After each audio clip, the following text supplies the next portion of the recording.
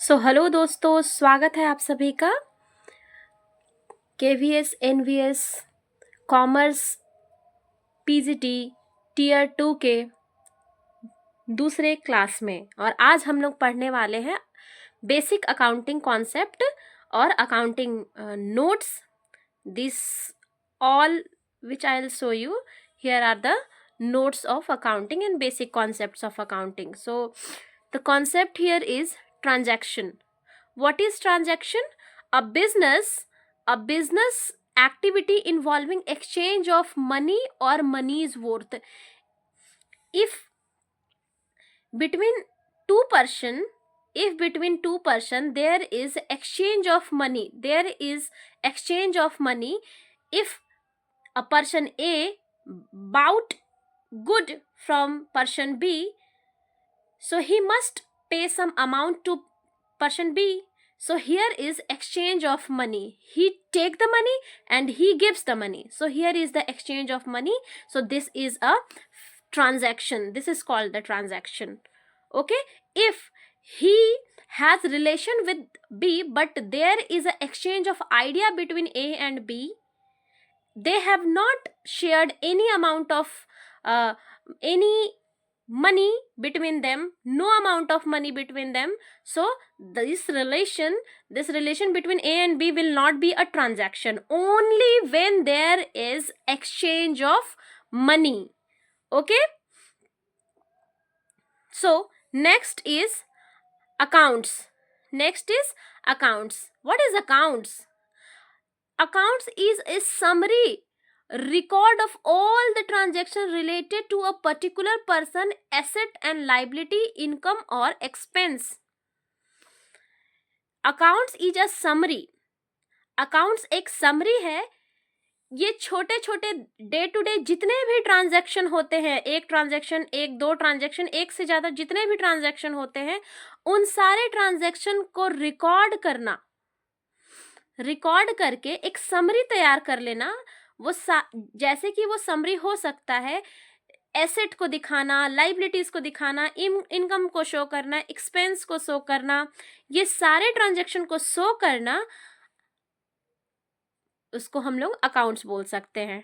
अगला टॉपिक है capital. Capital क्या होता है? कभी भी बिजनेस स्टार्ट करनी होगी, जब कभी भी हम बिजनेस स्टार्ट करेंगे तो हम लोग शुरू में कुछ पैसे इन्वेस्ट करेंगे.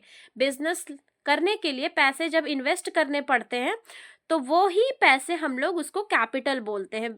कैपिटल को हम लोगों को इंट्रोड्यूस करना पड़ता है बिजनेस स्टार्ट करने के लिए. तो जो पैसे लग रहे हैं, amount invested bye owner in the business, वो अमाउंट जो ओनर ने अपने बिजनेस में लगाई है वो है कैपिटल. उसके बाद अगर जब तुम हम कैपिटल लगाए हो तो जरूरत पड़ेगी तो फिर उसी कैपिटल में से पैसे उधार भी ले सकते हो. अच्छा, ये उधार लेने की बात कहाँ से आ गई? अगर ओनर अपने ही बिजनेस में पैसे लगाया है तो इसका मतलब ये नहीं है कि वो ओनर का पैसा है, वो पैसा बिजनेस का है. क्योंकि बिजनेस अकाउंटिंग कॉन्सेप्ट बोलता है, सेपरेट एंटिटी कॉन्सेप्ट बताता है, जिसमें बिजनेस और पर्सन ये दोनों डिफरेंट होते हैं, एक दूसरे से वो डिफरेंट एंटिटी होते हैं.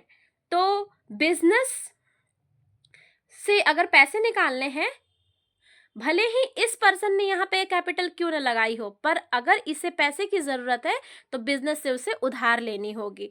फिर अगला जो कॉन्सेप्ट है हमारे पास, ये है ड्राइंग.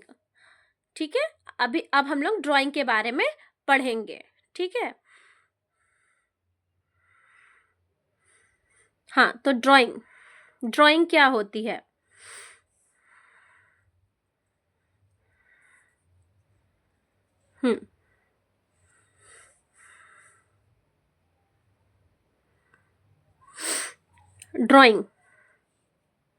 ड्राइंग क्या है? Amount drawn by owner for personal use. Amount drawn by owner for personal use, अपने जरूरत के लिए बिजनेस से निकाले गए पैसे ड्राइंग है. क्योंकि बिजनेस एक सेपरेट एंटिटी होती है. ठीक है, अगर हम पैसे निकालते हैं तो हम लोग उसको ड्राइंग्स बोलेंगे.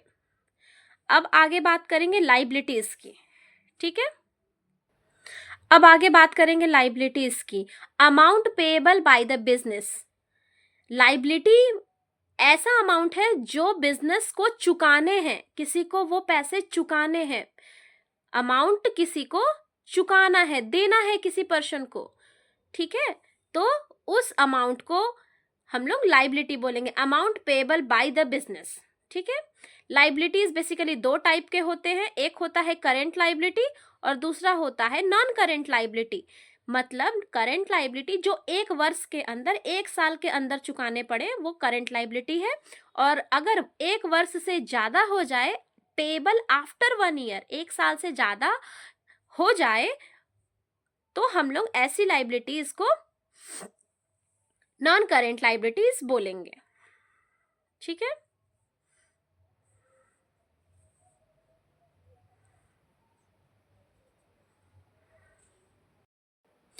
हाँ, तो अभी हम लोग एसेट के बारे में पढ़ेंगे।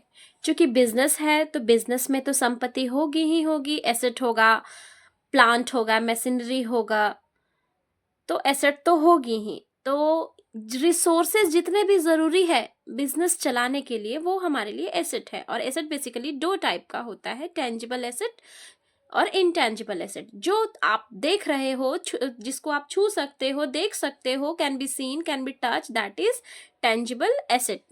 इनटेंजिबल एसेट की अगर हम बात करें तो कैन बी सीन,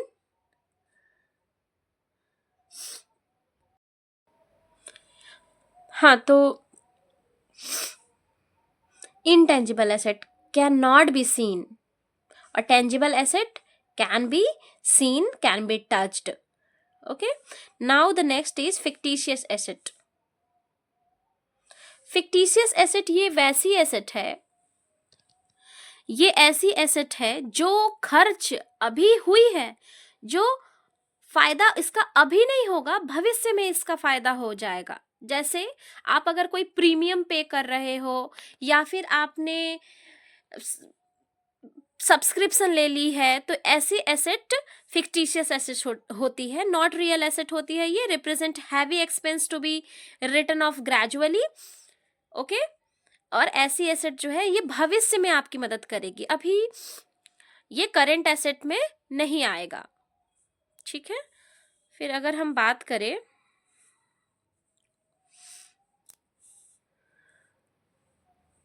हाँ, अब हम अगला टॉपिक है रिसिप्ट।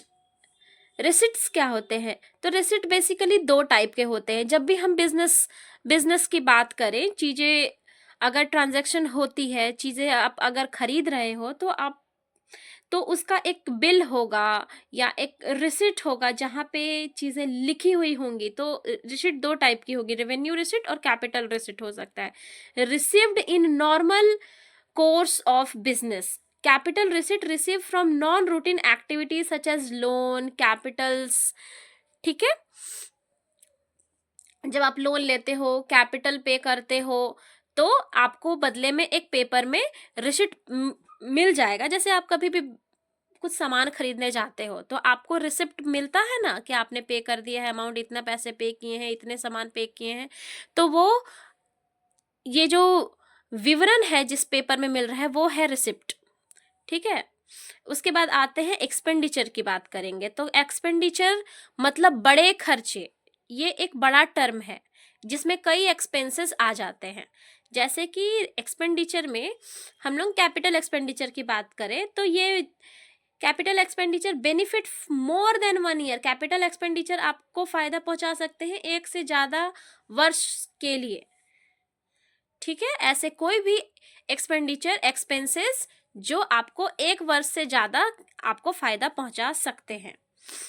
ठीक है,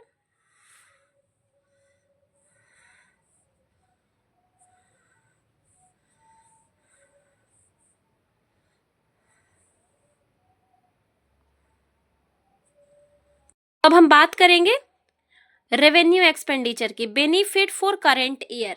रेवेन्यू एक्सपेंडिचर जो दूसरा टाइप है एक्सपेंस का, एक्सपेंडिचर का, पहला एक्सपेंडिचर हम लोगों ने पढ़ा कैपिटल एक्सपेंडिचर, दूसरा है ये रेवेन्यू एक्सपेंडिचर, और तीसरा है deferred revenue expenditure. Capital expenditure में हम लोगों ने क्या पढ़ा था? जिसका उपयोग हम लोग एक वर्ष से अधिक कर सकते हैं।